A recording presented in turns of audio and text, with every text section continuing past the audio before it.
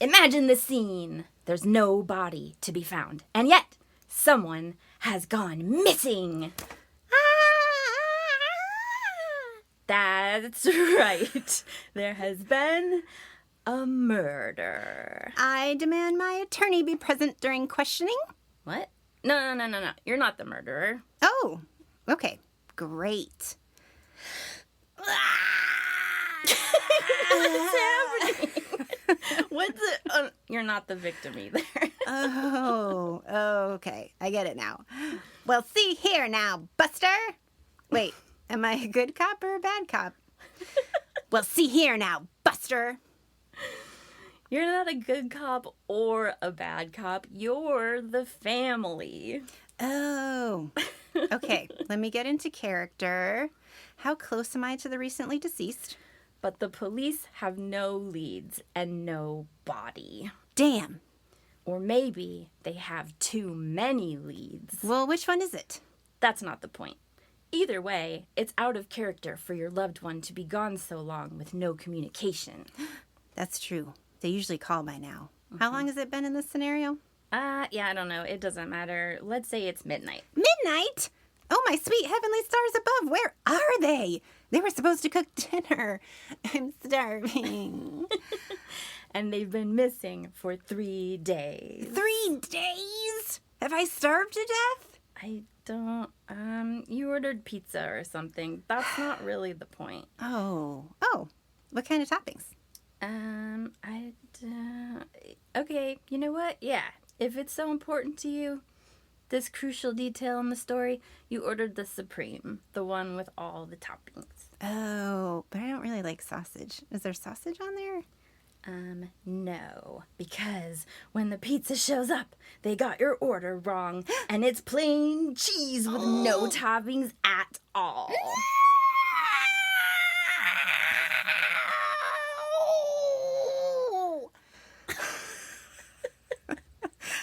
Okay, this is getting serious. It is. You're getting desperate. Yeah, where did my toppings go? Right. And also your loved one. Oh, right. Yes, right. They are also missing. If we could find them, maybe they could help locate the missing toppings. Are we thinking at this point that the two are related? All the thoughts we try to reassure ourselves with have failed. The flat tire, the maybe they got too drunk to drive home. But after 3 days, the worry has turned to dread, and we're afraid to find out the truth. We're also afraid to never know the truth. Maybe there's something wrong with the scene, a muddy shoe out of place, perhaps just a few scattered drops of blood near a door left ajar, or a broken window pane, a small clue that indicates that they could be in real danger. No, window panes are so expensive to get fixed. And you have a sinking feeling that something has happened to them, or it will, if you don't get to them in time. Well then talk faster, woman. You're wasting precious moments. You know what makes a murder hard to solve? When there's not enough evidence, or no witnesses, or no suspects. Or too many suspects. Or no motive. Or too many motives. Or no body. Or too many wait, no, I don't think that's one. I mean, I'm sure there have been a few cases. True. Anyway. Yes. Any or all of those factors can make a murder into a mystery. But sometimes, when police are stuck and the leads on a case have all dried up, like an avocado that you left on the counter, waiting for it to get ripe for like a week, and it never did, but now it's all dented in and kind of hollow, which is weird because don't they have a high oil content? How does that even happen? This is why I don't buy avocados anymore. Anyway, the public gets involved. Wait, what happened to the avocado? I'm invested now. People want to help. They call in tips. Sometimes it even helps. Provides that small bit of information that gets a case re-examined or takes things in a new direction. But other times, well, imagine trying to solve a jigsaw puzzle that's missing some pieces while people keep mailing you pieces from other puzzles. The truth is, when a case gets big and the media gets involved, the floodgates open. Tips pour in. Some are helpful, many are not. This is the general public we're talking about here, so the tips can range from crucial to cruel, absurd, or even purposefully distracting. And sometimes they aren't just regular old tips either. They have a supernatural flair. That's right, people. Today, we're talking about psychic visions that help to crack real police investigations into missing persons cases and even murder. Ooh. On today's episode of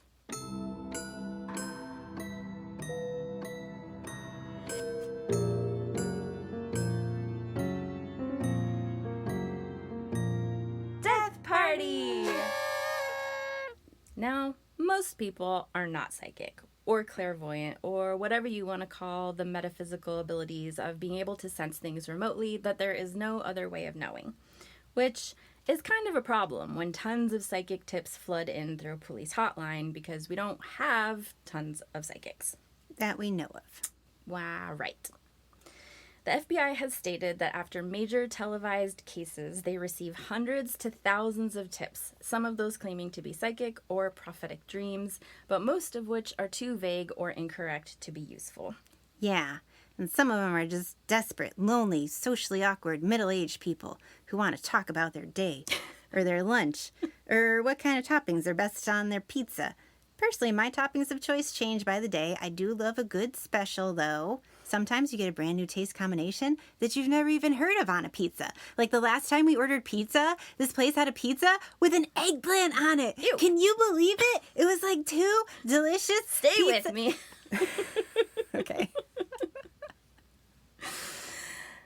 So, amidst all these tips, now I want pizza. Amidst all these tips flooding in following a major televised missing persons case, even if 20 people who actually had psychic visions were to call in and say they all had visions of a missing child being held hostage in a creepy cabin in the woods, but someone else called in and said she had drowned, or someone else had a dream that she was in the back room of a casino, or she was somewhere with wolves present, if no one could pinpoint a location, this information would be tossed in with the rest of the tips as useless. Just fractured pieces of a background of jumbled noise.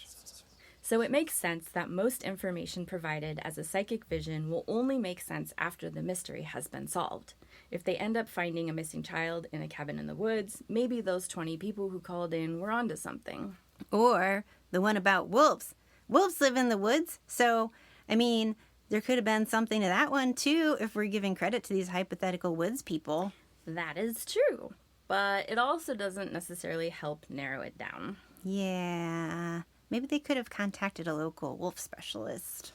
Look, I'm making an argument for creating more resources to analyze psychic visions in unsolved cases. Don't bust my budget by hiring a bunch of wolf specialists. Okay, I just think this is a really great job that we need to keep hiring for. Oregon has one of the highest unemployment rates in the country right now, so we should all do our part to hire any and all possible wolf specialists when the opportunity arises. Also, wolves are so fuzzy and so soft. I have no argument against that line of reasoning. Thank you. I fully support it. So herein lies the problem. That wolves are too fuzzy? Well, yes, also that. They are fuzzy and cute, but we're not supposed to pet them. I don't understand. It's a real problem. Someone should get on that. How do we know which tips are truly psychic, which are useful, and which are psychic and useful? And how do we sift through them all in time? What if there were two tip line phone numbers? One for the cranks and one for the people with viable tips. It would be on the honor system, of course. I mean, airtight suggestion, I think. That one is... That is such a good idea. Can't possibly fail. There's no Call way. this number if you're a liar. Call this number if you have a tip. I love it. When authorities don't know which direction to take an investigation, tips are only helpful if they provide information that helps narrow it down. Even if a psychic tip is actually psychic, which is totally mind-blowing, in the woods still covers too much ground, and even the more specific creepy cabin doesn't necessarily narrow it down if you're in an area that's got a lot of freaks. So authorities have stated that psychic tips, while well-meaning, can often waste time and resources. And that can happen because most people that call in with psychic tips are not actually psychic. Or if they are, they usually can't provide information that is exact enough to trust it or to complete the puzzle that authorities are trying to solve. But every now and then, someone comes along who makes everyone question the possibilities of the human mind and the very fabric of our reality. So out of the thousands of hotline calls, we know most psychic tips don't pan out. A disclosed 1993 FBI bulletin states that psychic input is almost always without value. But then they also admit that police sometimes follow those leads anyway.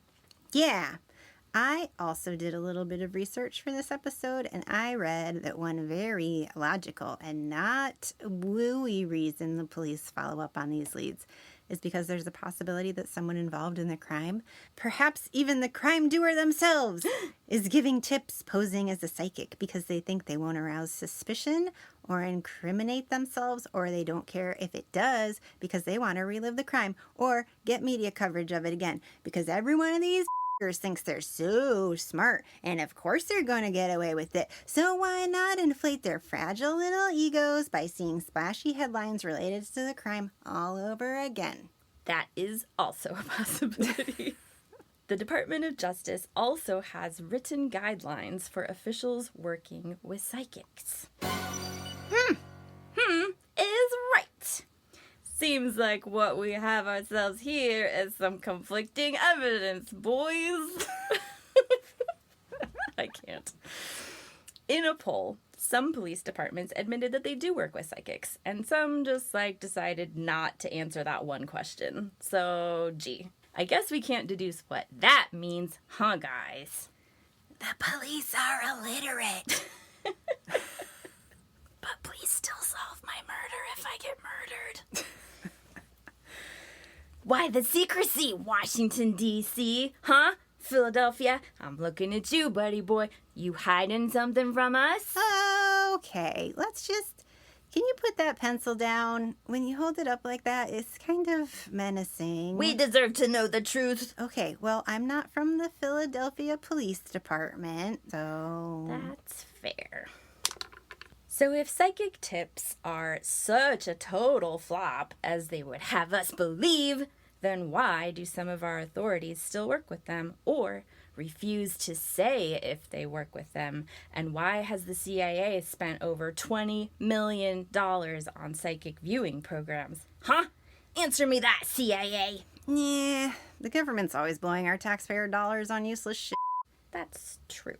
If anyone from the CIA is listening, you can send top secret information on your psychic programs to deathpartypodcast@gmail.com with the subject titled Top Secret. Yeah, we won't share your top secrets with anyone. I swear on my brother's grave. You don't have a brother. What? Whose grave have I been visiting? Based on the pile of bones in your bike basket, probably lots of different ones. Oh, that's unrelated. Checks out. Now, if the fact that police departments work with psychics isn't enough for you to believe that they're the real deal, Check. I'm sorry. Did the sound of my eyes rolling back in my head blow out the microphone? Consider this. Rosemary Kerr. That name ringing any bells for you? That's what I thought. Case closed. No, what? Who? You can't close a case without explaining any of its details or, solving it or something. So, what? I'm glad you asked. It's fine that you're skeptical. That's healthy, as long as you keep an open mind. Is your mind open? Ha! I'm trying really hard to open it. Is it working? I think I heard it open. The cops were skeptical too, at first, but Rosemary had receipts, and the dead, they had her number on speed dial. Speed dial still exists? Whoa, if my mind wasn't open before, it's blown way open now. I guess all numbers are kind of speed down now, so maybe our younger listeners don't even know what that is. Anyways, every once in a while, someone comes along with details so specific to a case that there is no other explanation than psychicness. And Rosemary Kerr was one of these people. Mm-hmm. And I bet her story is a highly well-documented one, with lots of credible, independent eyewitnesses who can reliably vouch for the validity of her psychic gift as being genuine. I mean, yeah.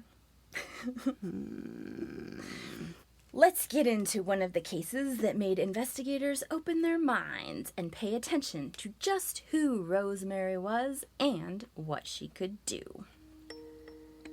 Rosemary Kerr started her life as a Brooklyn kid surrounded by family. She was living a pretty usual life until one night when she had a pretty unusual dream.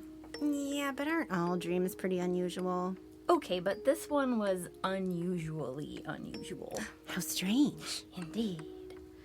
Unlike the bad dreams we might find sort of standard, showing up to work naked or being late to an important event, 4-year-old Rosemary had a nightmare so vivid that she woke up screaming. In her dream, her uncle was going to set his house on fire with her aunt and cousin trapped inside. I hate this dream. I take it back, Rosemary. Your dream is unusual. Please stop filling my head with your freaky ass dreams. My remarkably open mind can't handle it. Now, kids have nightmares. Fire is scary. Maybe some people still consider a dream like this to be normal. But what is normal about the fact that only 2 weeks later, fire trucks roared up to her aunt's house, which was engulfed in flames after Rosemary's uncle had locked her aunt and cousin in their bathroom and doused the residents in kerosene, striking a match, and leaving them both trapped there to die in the fire. No! Oh my god, what the I know, right? Did they get out? The aunt and the cousin? Yeah. It was close, but they escaped out a second-story window at the last moment. Oh, okay. Phew. Was it a bathroom? The old Danny Torrance exit. Most horror movies caution you to never run upstairs to escape a killer, but The Shining is the notable exception. So it worked for Danny, it worked for Rosemary's aunt and cousin, and it might even work for bad first dates. Sure. I guess it depends on the bathroom, but... Yeah. I had written it off a long time ago as a viable escape route, but I'm starting to give it more credence. So they escaped, and her f***ing prick of an uncle went to jail for being an ass. Mm-hmm. Josh, what is wrong with men? Not you. I haven't seen you try and set anybody on fire, but like, just generally, you speak for all men, right? They all need to go to therapy. Why don't they go? Most men are generally taught that the most emotion you're allowed to show is a post-game interview with the losing team. True. Yeah. Okay, well, hey men, go to therapy. Trust me, you need it. So, okay, I feel like we're getting lost in the weeds over these poor people almost getting burned to death, which is very on topic for Death Party, generally speaking, but isn't the point of this episode. What was the point of this episode? The point of this episode is, remember how Rosemary f***ing dreamt this 2 weeks before it happened? Oh, yeah. Yeah, that wasn't a coincidence. Right. That is weird. Yeah. I'll give you that. At this point, Rosemary had to live with the spooky-ass reality that she fully called this before it happened. Which is a lot of pressure when you're still learning to tie your shoes. Right. She's 6, remember. At this age, you're figuring out how the world works. Revolving doors, bicycles, probably magnets. I mean, plenty of adults don't understand magnets. The guys in Insane Clown Posse, for example. Do they count as adults? Ooh, physically, yes. In any other sense of the word, I might have to say no. So this 6-year-old kid, now she's got to ask the adults about prophetic dreams or psychic visions, premonitions, or whatever this was. And her family was not receptive to that shit. So she learned pretty quickly to keep that to herself. No one likes a snitch, Rosemary, and that includes kids and adults. Unless you have to snitch to save your life, or someone else's life, or whoever's getting snitched on is a real piece of crap, then you should really start snitching, probably. I mean, her uncle was pretty clearly a real piece of crap. Yeah. He's the one who deserves stitches. Agreed. Yeah, definitely snitch on that guy. All through her school years, Rosemary continued to have premonitions, but she didn't exactly advertise them. Brooklyn at the time wasn't the kind of place where you could casually state that your classmate was going to get ratted out to the cops for theft and go to jail without some unwanted consequences, so she kept it quiet. Years passed, and Rosemary grew up. She lived a pretty normal life, other than having an uncanny habit of knowing that spooky shit was going down all around her. Kind of like us, now that we have the internet, and we can never escape the untold horrors coming directly at our faces from every direction all the time. It's fine, we're all going to be fine.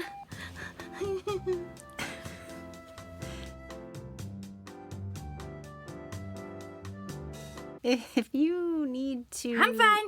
We just gotta get through this, you know? We just gotta get through it.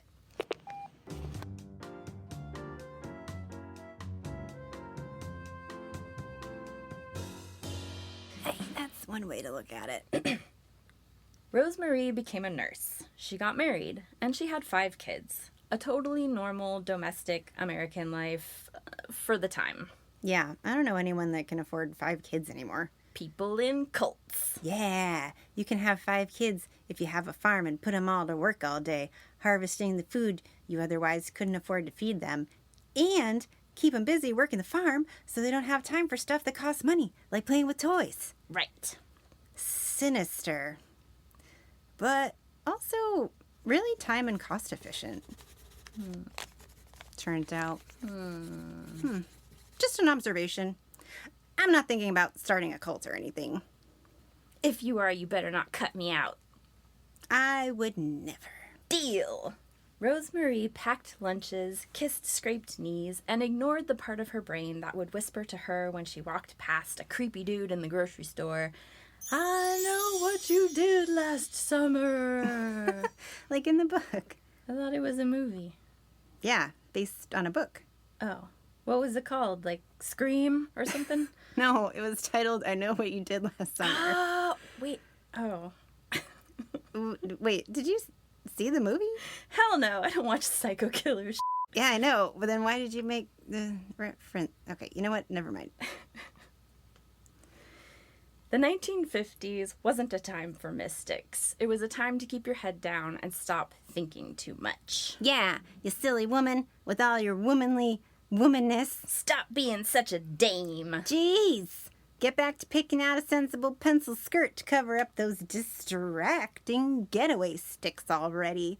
How's a man supposed to get any work done around here? Yeah, and like, smile more. That's what I think about that. So Rosemary learned to ignore the whispers in her head, burying them beneath the routines of an American life dedicated to family.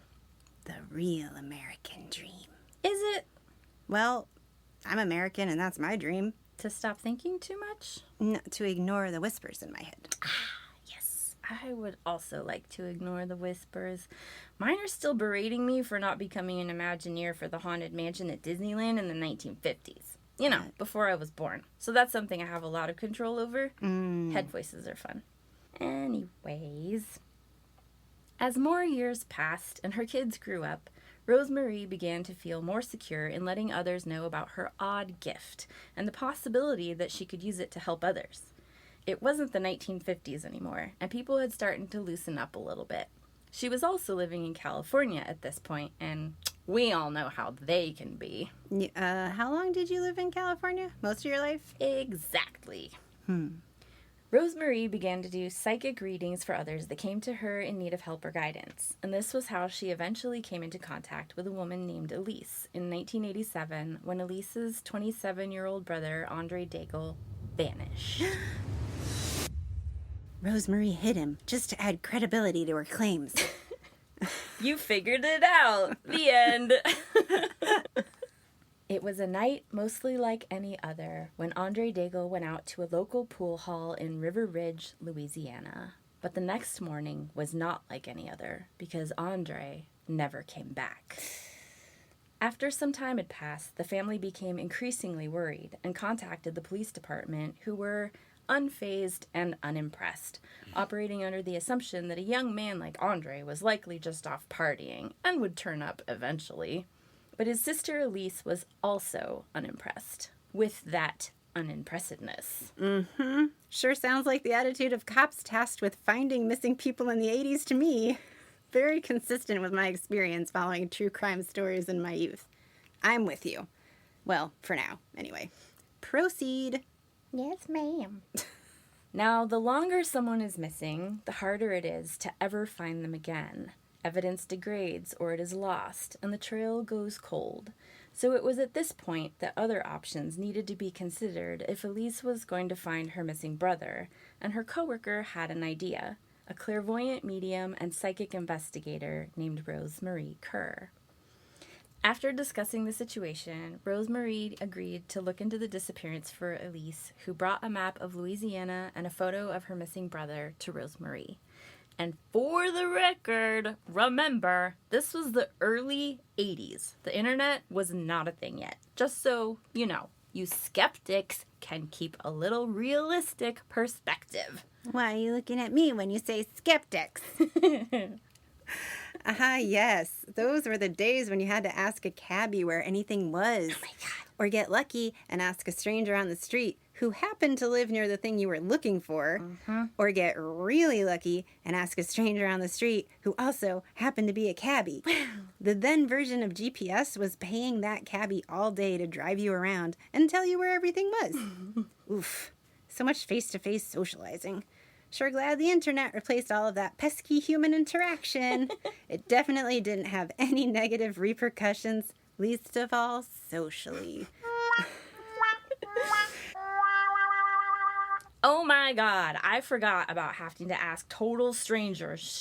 Mm-hmm. I can't believe I'm still alive after the anxiety of having no other option than to approach randos and ask them if they know where I'm going. Mm-hmm. Not to mention the anxiety of approaching someone who thinks you look great, but you'd look better tied up in the back of his van. Yeah, what were we thinking? We should have invented the internet way sooner. I'll take all the negative repercussions over having to do that bullshit again. Ugh. I can still remember one time when someone asked me where something was, and I gave them directions, and later I realized I was wrong. I sent them in the wrong direction. I still think about that. I wonder if they ever found where they were going. Damn, yeah, I too have a story of accidentally giving a stranger wrong directions. They probably disappeared forever, and it's all our fault. Right? I know. That's exactly what my brain tells me in the middle of the night sometimes. My American dream is your American dream. Well, if Rose-Marie was as good as you say she was, maybe she found all of these strangers we left wandering around in unfamiliar lands. Yes. Oh my God. I hope. With no internet and 2,000 miles away from the missing brother, Rose-Marie Kerr closed her eyes. She touched Andre's face in the photo and started to describe what she saw in her mind's eye. Andre in his truck, a dark color, maybe black or blue, with a long, distinctive scratch all down the side. A man with long blonde hair was next to him in the passenger seat. Next, she saw a marshy area, a very long bridge, and railroad tracks nearby.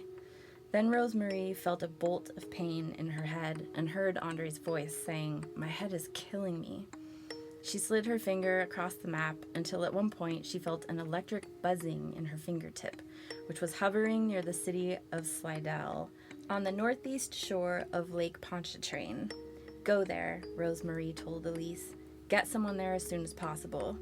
She felt undeniably that Andre was already gone, but she felt that Elise was not in a place to hear that just yet. Yeah, that's sensible. Elise has enough on her plate to deal with right now anyway. Yeah, psychic and thoughtful. What a gem.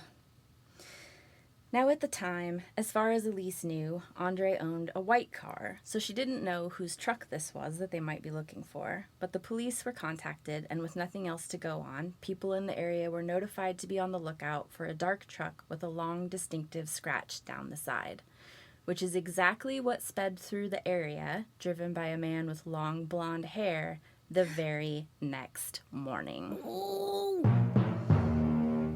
At this point, police were quick to pull the truck over, inside of which were two men, who initially attempted to mislead the authorities about the ownership of the truck they were driving. But upon further investigation, it was revealed that the truck they were driving belonged to Andre Daigle. Guessing Andre didn't let them borrow his truck. He did not. Remember that marshy area that Rosemarie saw in her vision? Oh, yeesh. Yeah.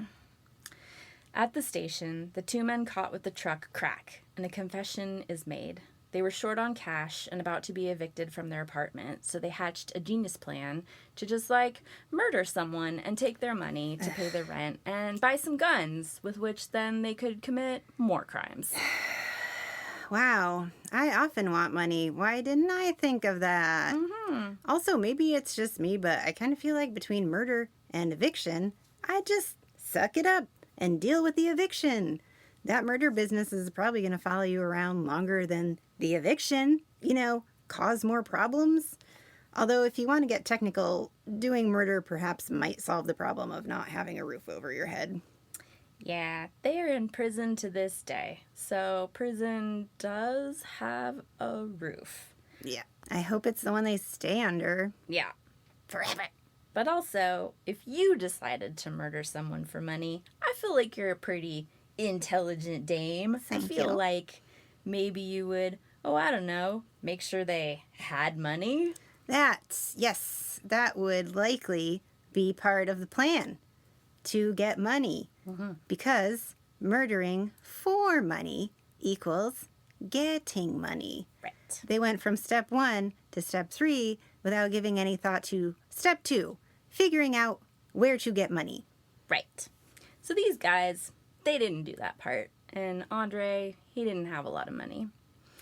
But also, they just wanted to, be murderers. So they had sent their roommate/accomplice to the pool hall the night that Andre vanished to lure anyone, back to their apartment where they could start their new hobby of murdering just for the of it, but also hopefully the murderee has money but nobody checked. TM. Yeah, and in case this is your first time listening and you have trouble understanding sarcasm, we at Death Party are firmly anti-murder. Mm-hmm. I know it's an unpopular opinion, but one we are willing to defend in public if necessary. I don't go in public, though. Public is scary and full of murderers. So I'll defend it from, back here. Sure. That works, too. At their apartment and at the hands of these three murderers, injuries were inflicted which directly matched what Rosemarie had felt psychically from hundreds of miles away when she had focused on Andre's photograph and whereabouts. It was awful. You honestly don't want to know the details. This isn't that kind of podcast, you sickos! But let's just say that Rosemarie was spot on with what she psychically intuited and told Elise on multiple counts. And when investigators were directed to the spot where the perpetrators had confessed to taking Andre, the location, swampy, near a long bridge and train tracks, lined up perfectly with Rosemarie's clairvoyant vision and the guidance she had given Elise so she could solve the mystery of what had happened to her brother. Given the remarkable and verifiable precision of Rosemarie Kerr's insights, this case stands as one of the most striking examples of psychic-assisted law enforcement in U.S. history. She correctly identified Andre's stolen truck, a detail unknown even to his family, his exact location near Slidell, and the nature of the attack. All right, I'll give you that. That is a lot. It is a lot. Okay, if we say that psychic detectives are real and Rosemarie Kerr actually had this ability to pick up on pertinent missing clues using her supernatural gift of clairvoyance and could help solve murders with her intuition, that would be a really heavy burden to be seeing the final moments of a stranger's life as if they're happening to you. Mm-hmm. And that begs the question, what kind of person would put that gift out there? Who wants to advertise this to the world? It's like winning the lottery and disclosing your actual identity to the world. Some people do that. Some people learn in a multitude of ways that maybe they shouldn't have done that. Yeah, I mean, one is the gift of coming into a life-changing sum of money, and another is the gift of helping grieving people who can't be helped by traditional methods find a missing loved one. So, not exactly a direct comparison, but they both are putting themselves out to the world and saying, hey, look at me. I have this thing that a lot of people don't have, but wish they had access to. Mm-hmm. So you're opening up the floodgates to the people who want what you have. Yeah. So it stands to reason that if someone who's claiming to have psychic ability is getting all of this attention from being believed to have this ability, that's a positive response. And it could encourage someone who might be, completely fabricating a psychic ability to keep doing it. Yeah. Those people also exist.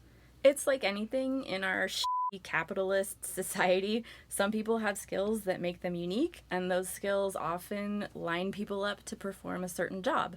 And then there's the people who see them making money doing that job, and they may lack the skill to do the job, but for some reason they think they can do it too. Or at least get away with convincing people that they can do it for a while. Yeah. That scenario sadly applies to every skill and every profession that has ever existed, which is a huge bummer. And it can make it really hard to find those few shining individuals who are like a needle in a haystack, which in turn can make it hard to believe that they exist at all. To this day, my friend doesn't believe there are handymen that can finish a job on time. I've heard they exist, but come to think of it, I haven't met one either. Yeah. I mean, the law of averages says they're out there somewhere. Mm-hmm. On the other hand, if I were to agree and say, okay, sure, psychics can see details from a crime no one else can know except the perpetrators who haven't been caught yet, why aren't there stories of psychics retreating from the spotlight once they get attention? There are. Oh, that puts a pin in that. But also, a lot of the cases I looked into are older, so those people didn't have to fear being doxxed or going viral the way they do now with the internet everywhere, and we know every detail about everyone's lives. This was like 1980, 1970 sometimes. It was a lot harder to be a fanatic back in the day, so there were just less people beating down your door, even if you were a highly desirable commodity. Yes. Before the internet. Man, what a weird existence we were all living. You said it. I find the internet's existence actually way less believable than psychic visions, but here we are. Well, agree to disagree.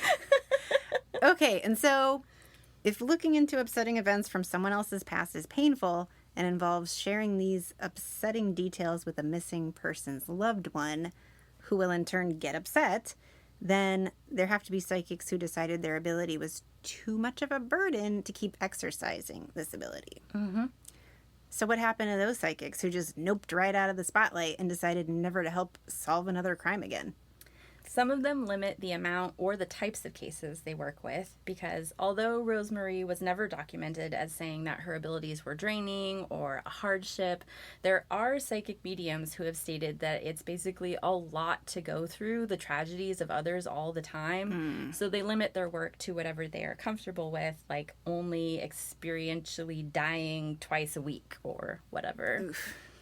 I have also read about people who get premonitions like this and don't become psychic mediums because it scares the living shit out of them and they don't like it. So it stands to reason that there are individuals out there that have never told anyone about what they experience and they just go undocumented. Some people have reported getting premonitions of terrible events, but when the events actually came true, they would freak the out. Justifiably. Yeah. And they would decide to block it out and ignore it until it just sort of eventually went away. I guess like any other skill that you don't use. My impression from reading through a couple weeks worth of stories is that there are more people out there that get premonitions or psychic knowledge that don't make it their career than there are ones who do. And I would wager that dealing with the unwashed masses is a big factor in that equation. Yeah, I could see that. I too am a big fan of limiting contact with the unwashed masses. And yet, is it so unbelievable that people will go through all the crappy parts of this experience in order to be able to help these families that have lost loved ones and they have no other way of finding out what happened to them? I mean, I think in our own ways, we all put up with the crappy bits to contribute in whatever ways we're capable of and that matter to us. So whether we want to believe it's possible or not, it was the open-mindedness of everyone involved that ended up solving this murder. It was Elise's determination that brought Rosemarie into the investigation. Rosemarie was incredibly talented and precise in spooky ways that we still, to this day, 40-ish years later, don't understand. The police were open-minded and acted on that guidance. Arrests were made, Andre's disappearance was no longer a mystery, and Rosemarie even testified in court, formally documenting her role. All right, I'll have to give you this one. That is true. The court testifying is credibly documented in an LA Times article. We have linked to that article in our show notes on our website, so you can check that out. And the other resources that we used to make this episode. If you're a skeptic like me and need further proof from something correctable, get out. There were specific corroborated facts that directly led to solving a case that might otherwise have gone cold, and most importantly, it brought answers to a family who refused to give up and whose love and persistence carried them further than most people could even imagine. If this dive into our bizarre reality where we don't quite understand what's possible shook the ground you stand on just a little, here's the wildest part. This was just one case. Psychic medium Rosemarie Kerr worked with investigators on many other cases over the years, each just as uncanny, each just as bone-chilling, and just as impossible to explain away. And she is just one of the psychic mediums that have come forward with facts that they shouldn't be able to know to solve cases that had long gone cold. There are others.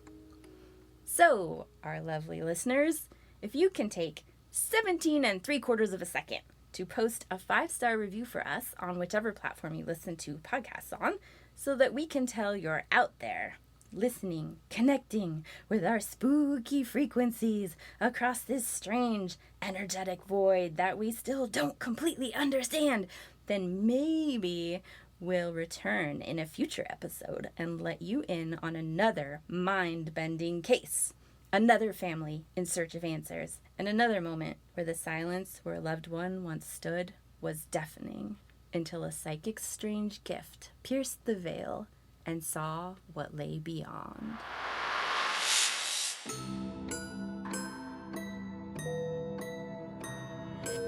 If you like us, if we haven't traumatized you yet, if you want more of our bizarre dad joke brand of whatever this is, then help us help you get more of what you want by giving us a 5-star review wherever you listen to podcasts. And tell your friends. If they're as weird as you are, they might like us too. If you wanted to find other weirdos like you, or follow our Facebook page or Instagram, we're on all of those at Death Party Podcast. If you want to email us your amazing idea for an episode, love letters, hate mail, fan art, or your soul, you're not really using it anyway, you can send those to us at deathpartypodcast@gmail.com. Bye! bye.